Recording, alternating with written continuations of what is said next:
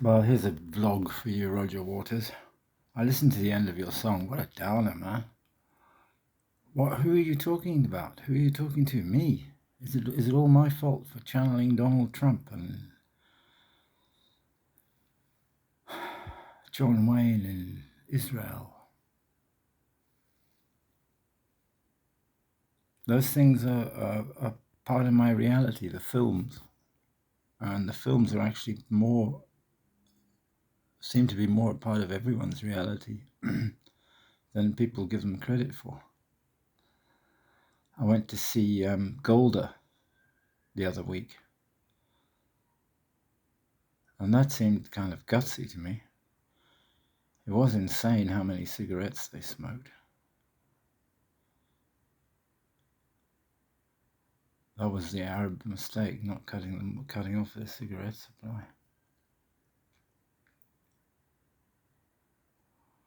So I don't know what it is, Roger.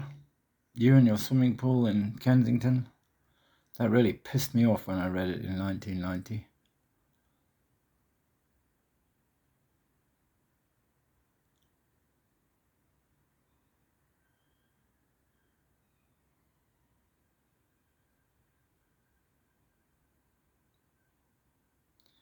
So I went up the hill. What happened yesterday is I went to the Real Cinema in Boreham Wood again. It's fantastic. It's only £7. It's half the price of a usual cinema, and it's brilliant.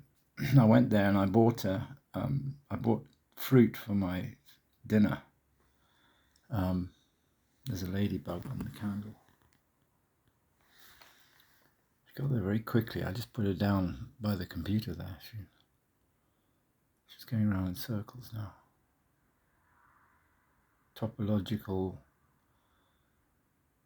ladybug. That was the highlight today. Wow. Oh, yesterday. That was yesterday, wasn't it? That algebraic topology and homology. Boy, that was it. That was the thing that I made.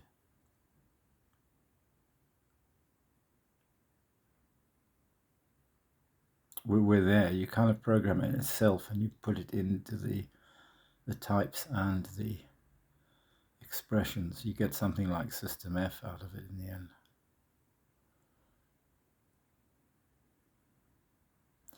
But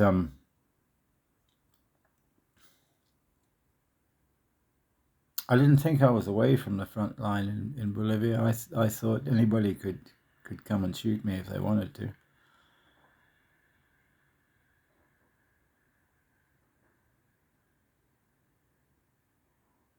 And they didn't, or they did, and it didn't have any effect. I don't know.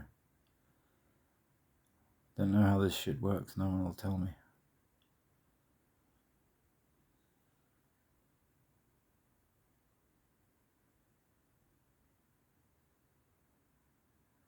Well, I'm sorry, Roger. You and I just don't click. We don't get along. I was a big fan of yours,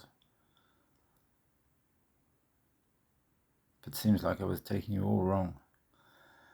So when I got after going up the hill and to the fish shop, and that was good. I went to the fish and chip shop, and I think the wife of the man who'd served me chips before was there. She was lovely, and she said, I said, will you give me a third of a portion of chips, but I'll pay the full price. She said, no, we have half. We do half portions of chips.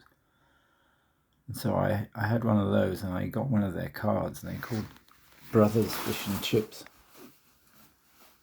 And I put the card in my wallet because it's such a good card quality. This is Brothers Fish and Chips at Bushy Heath, Hearts.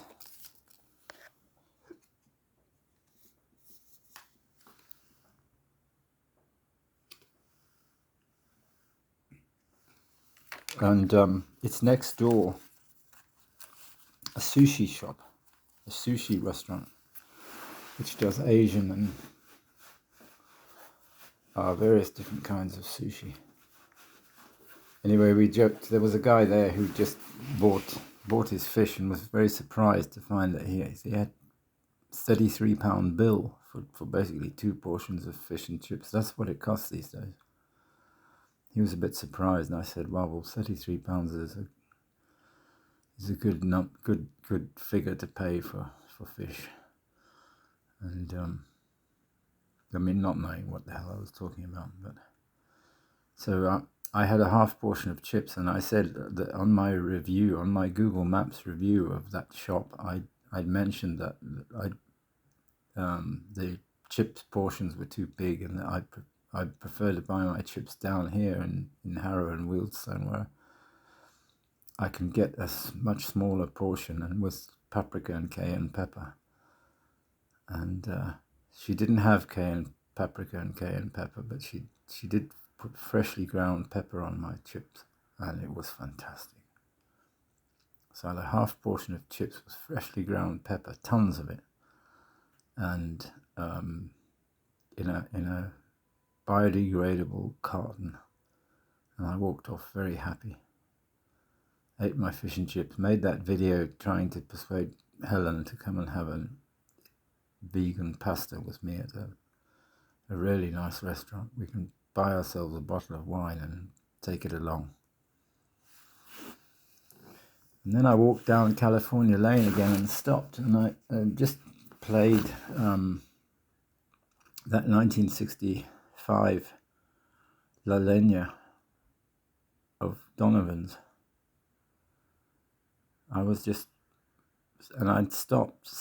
stopped to fiddle with my phone and bring it up, and I tried to listen to the adverts all the way through now, and I got a real turn when I listened to the Najam Institute one. But there was another one with Charity Water, and a very young Ethiopian girl having to carry water up at quite high altitude with this guy. But I still want to know where your costs go when you're building these water things. I want to know how you stop Boko Haram from ending up with that money somehow. I think we need accountable money, because otherwise any economic activity is evil.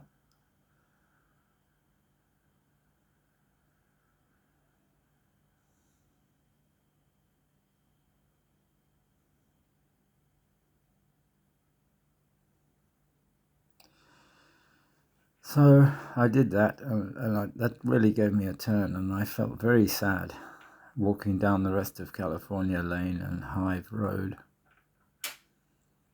And so at the end, I turned back up to Bushy. I uploaded that video, and in order to get back into range, I walked up the hill, and I was playing The Zoo by the Scorpions, but it wouldn't start. And I walked up the hill, and then I turned left at the top of the road into Bushy High Street. And as you walk along, only about 10 yards in, you go past a sign that says Hertfordshire, the county of opportunity. And as soon as I passed that sign, I got better signal, and the data kicked in, and the song started. The reason I wanted to play it was the line, "Eat the dark and make your dreams come true." And I walked along playing that, and a couple on the other side of the road laughed at me, and I said, "It isn't funny." And I walked on, and there was a couple looking in the window of the estate agent that I made my blog post about. And I said, "You also like looking for property after dark?" And they said, yes. "Well, we're only looking at the pictures." And I said, "Yeah, don't look at the numbers. I've never done that before." And then I saw this one house, and I looked at the price, and it was £1 million. But it looks brilliant. 6 bedrooms with the most beautiful light. Must be the most beautiful light in the upstairs bedrooms, especially in the evening.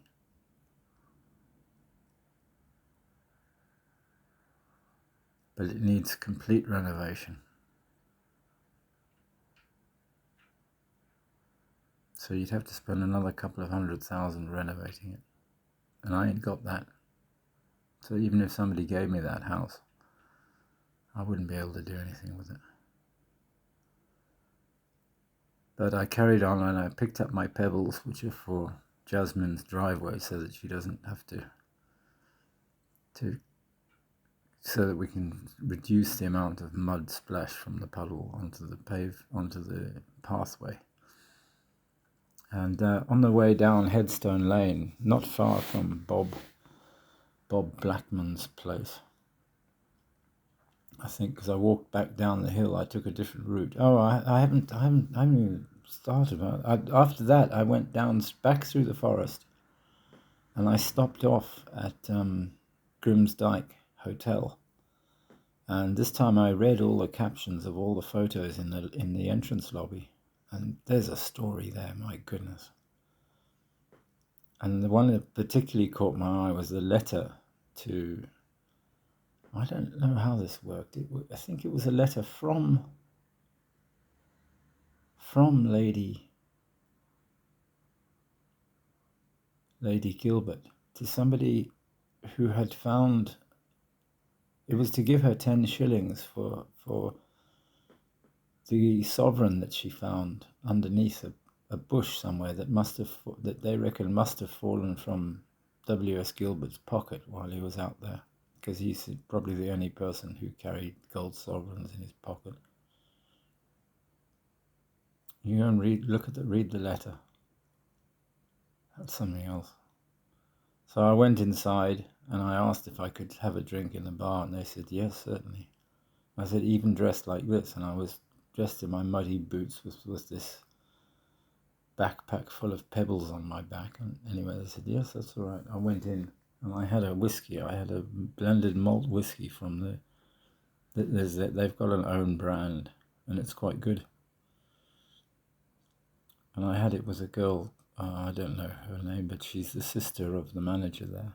She was there with a group of friends, eating a burger and chips.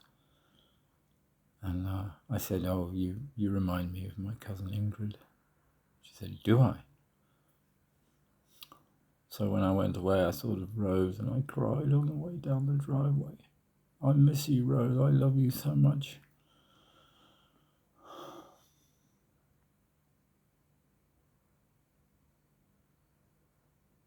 Seeing that picture of you at that wedding, that was so beautiful. That would make it all okay if it was really you that I married.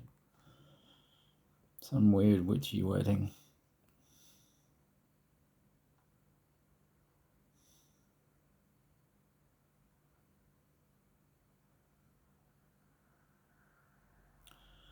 So I walked back down and I walked past at the Casa Alta, there was one more light. There's somebody living up there, and there was another light on in the window. And that encouraged me. So I thought, if we can get all the lights on, then we've got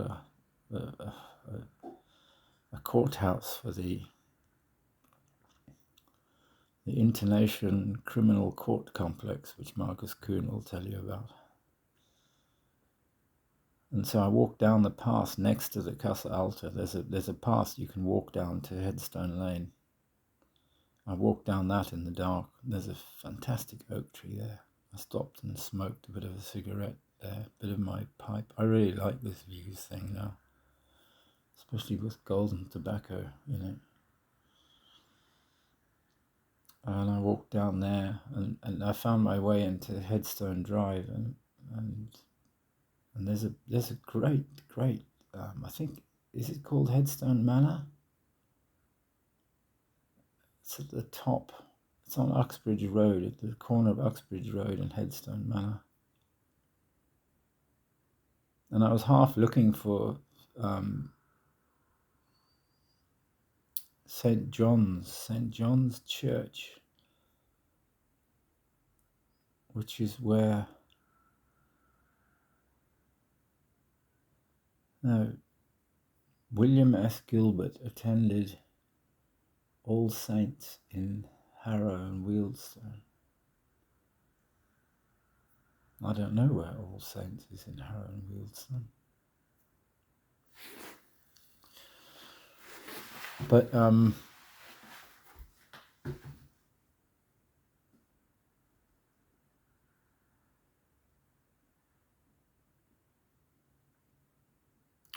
what was the other church that featured there was St. John's. But I thought it was Stanmore. I don't know. I want to go and photograph those two collections of photographs because there's so much on them. It's fantastic. So I went there, had the whiskey, walked down the drive and walked down the path. And I was looking for my friend from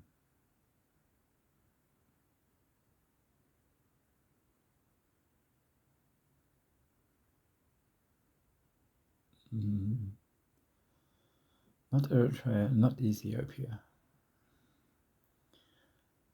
Somalia,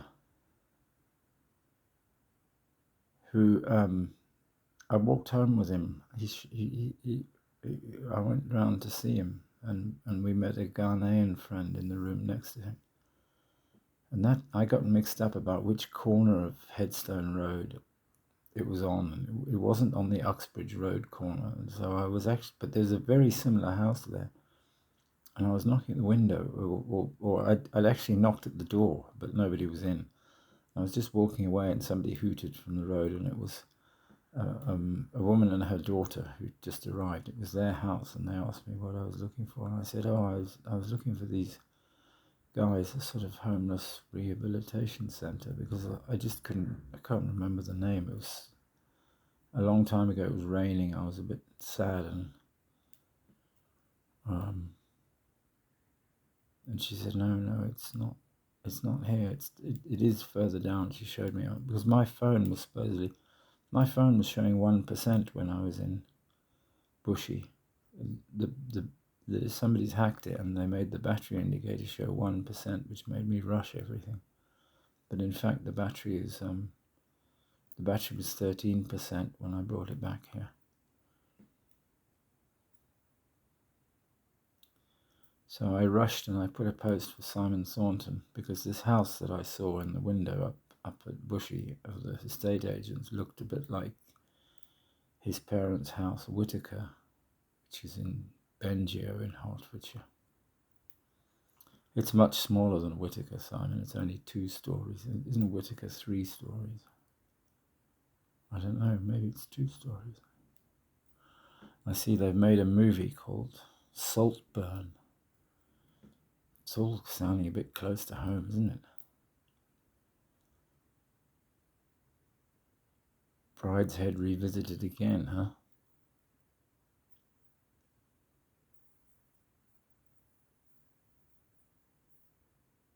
I miss your sister. It's not true that she's dead, is it? Did she die in Kenya?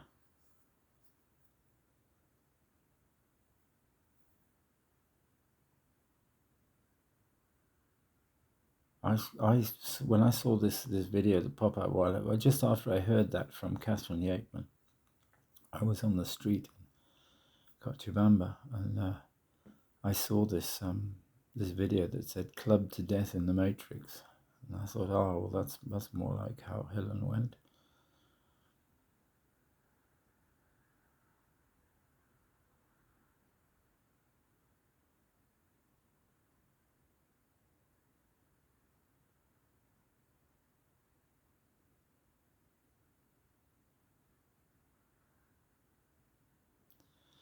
So I walked back down Headstone Drive towards Harrow, and I eventually got down as far as Graham Street. But just before that, I found this pink girl's school bag full of children's clothes.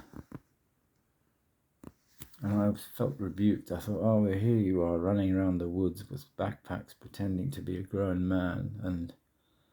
And look here, what about, how do you raise a child then? So I swapped my pebbles for a backpack full of children's clothes, and tomorrow I'm going to wash them and dry them and fold them up and put them back in the bag and see if anybody wants a bag full of clean children's clothes.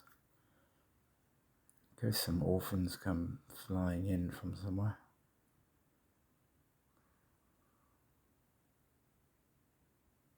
So that's been my evening.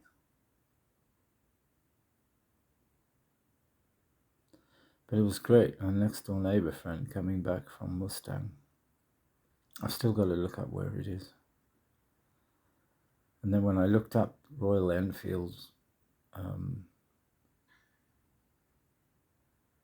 Nepali expedition motorcycles, mountain, the first thing I came across was this Everest base camp trip by these guys. And that's a really interesting video. That's really worth watching.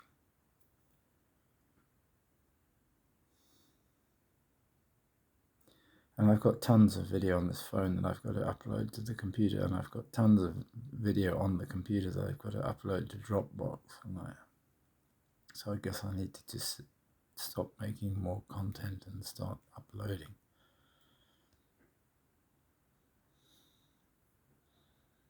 Boy, I wish I had some help. Dan thinks I can earn money. She thinks she senses it was hopeful, and I did today too, but I haven't heard anything from her. Maybe her idea and my idea of what is a viable business aren't anything like. But my idea of a viable business is what I showed today, Ladysmith Road. I want somebody to buy that house for me at 11, and I really do want to set up the High Altitude Atmospheric Research Institute, and all we need is that. Is just to house an office and a desk, and we can coordinate expeditions, and we've got everything all around us. We've got all the logistics. Or other businesses around. I just want to join in those businesses, and I want people to underwrite. Somehow we've got to find a way of underwriting stuff, because I don't want the money ending up in the hands of Boko Haram or any other terrorist group.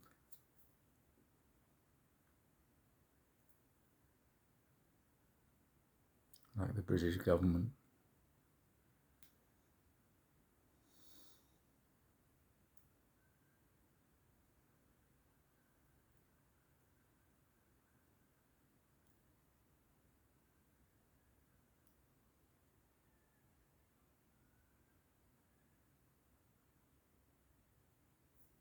I just wish somebody would talk to me about a way to do it, and not just talk to me about why I shouldn't do it. It's bullshit. It's not true that you can't operate without money. That's a lie. I'm telling you.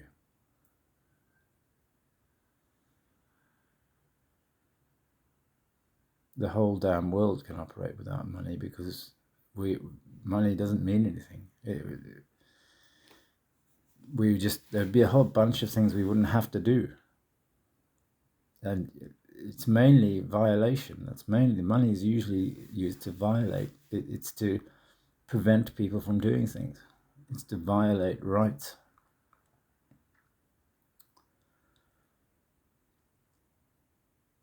You make people work for you by making them poor.